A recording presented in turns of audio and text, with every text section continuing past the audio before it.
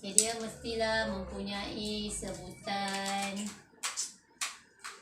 A, B dan C, yang mana kita telah pun membincangkan bahawa nilai A, B dan C itu menentukan beberapa perkara. Contohnya nilai A menentukan bentuk graf. So sama ada graf kita tu nanti A lebih besar dari kosong menghasilkan graf senyum, atau A lebih kecil daripada kosong menghasilkan graf masam. So bentuk ini dipanggil sebagai bentuk kuadratik lah. Itu adalah nilai A. Okay. Manakala nilai B pula, A nilai A yang duduknya di sebelah pemboleh ubah, okay, X yang ada kuasa 2 tu. Okay. So nilai B pula ialah yang duduk dengan X. Jiran dia X. So nilai B pula akan menentukan paksi simetri. Simetri ni maksudnya yang pembelahan 2 tu lah. Kalau kita ada graf senyum, okay, simetri ni maksudnya kedudukan dia yang berada di tengah-tengah macam tu. Okay, kalau A nya lebih besar dari kosong. Kalau A lebih besar dari kecil, graf macam ni. So simetri dia macam tu lah. So automatik bila kita dapat menentukan paksi simetri, maksudnya kita akan dapat menentukan apakah titik minimum dan titik maksimum. So nilai B akan menentukan titik minimum dan juga maksimum. Okay, so yang mana nilai titik minimum maksimum ini bergantung kepada bentuk graf kita.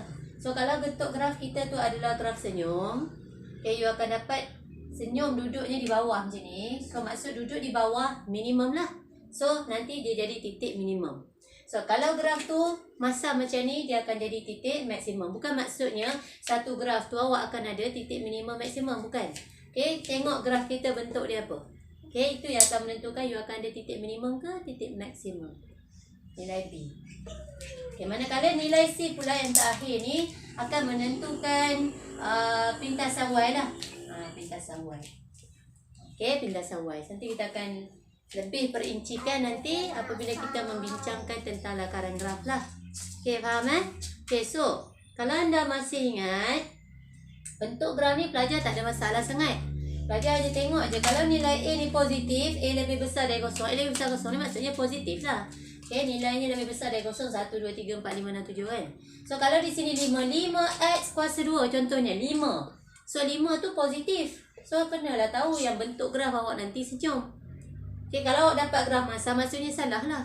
Macam tu. Sama juga kalau A lebih kecil dari kosong. Kalau A lebih kecil dari kosong, maksudnya nilai yang ni positif, nilai yang ni negatif. Itu saja. Apa contoh nilai negatif? Contohnya negatif 5X kuasa 2. Negatif 5. So yang ni 5X kuasa 2. So 5. So tengoklah nilai A dia.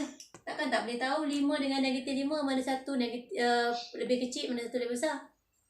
Okay? Boleh? Faham? Lutfi. Kita end dululah. Sebab orang lain tak masuk ni. Okay?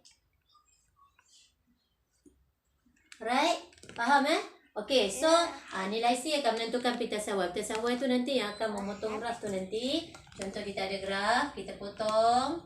Okay, nilai ataupun macam ni. So di sini tu berapa dia punya nilai Y dia. Okay? Alright pelajar. So saya akan perincikan satu persatu ni. Satu persatu saya akan cerita tentang A, B dan C.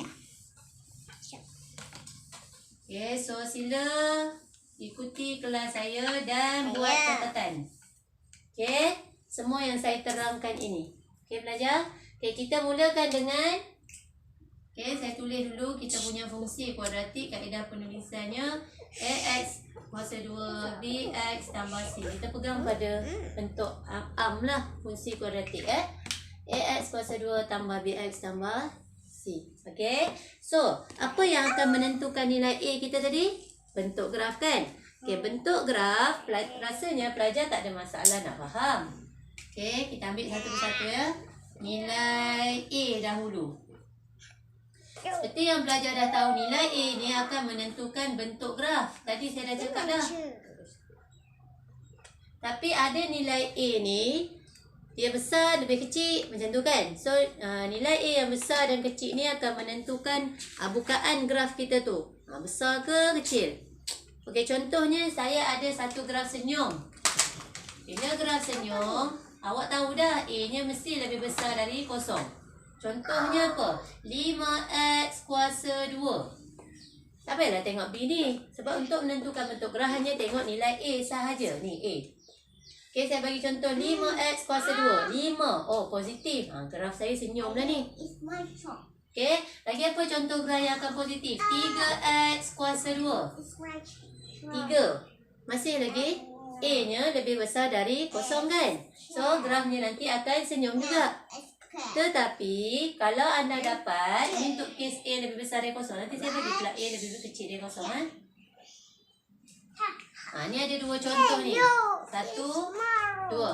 5x kuasa 2 dengan 3x kuasa 2. Dua-duanya positif. Kalau saya lukis dia punya graf, dua-dua nanti akan dapat bentuk senyum, betul?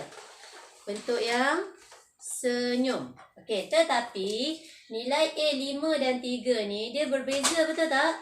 5 lebih besar dari 3 ke 3 lebih besar dari 5? 5 lah lagi besar dari 3 kan? So 5 lebih besar daripada 3. So yang lebih besar ini graf senyumnya lebih kecil. Maksudnya apa? Katalah saya ambil yang ini, saya buat warna hitam lah. Grafnya pun akan ikut warna marker pen saya. Okey, tengok ni. Ini 5. Ini 3. Okey, graf warna merah untuk 5x kuasa 2. Graf warna hitam nanti untuk 3x kuasa 2. Faham Okey, so nilai 5 lebih besar dari 3. Berarti grafnya untuk yang 5x ni lebih kecil bukaannya daripada yang 3. So kalau saya nak buat 3, saya kena buat dia lebih lebar macam tu. Okey. So yang lebar warna hitam ni untuk 3x kuasa 2. Yang merah ni pula untuk 5x kuasa 2 untuk yang merah ni. Ambil yang merah. Okey, walaupun dua-dua graf ini senyum. Okey, dua-duanya senyum. Sebab nilai A-nya kedua-duanya lebih besar, iaitu 5 dengan 3. Tetapi nilai 5 dan 3 juga main peranan. Kalau nilai 5 lebih besar daripada 3, grafnya akan lebih kecil sikit daripada kelebaran graf yang 3x tu. So itulah namanya kesan perubahan nilai A. Okey, kesan perubahan nilai A. Faham tak? Dek.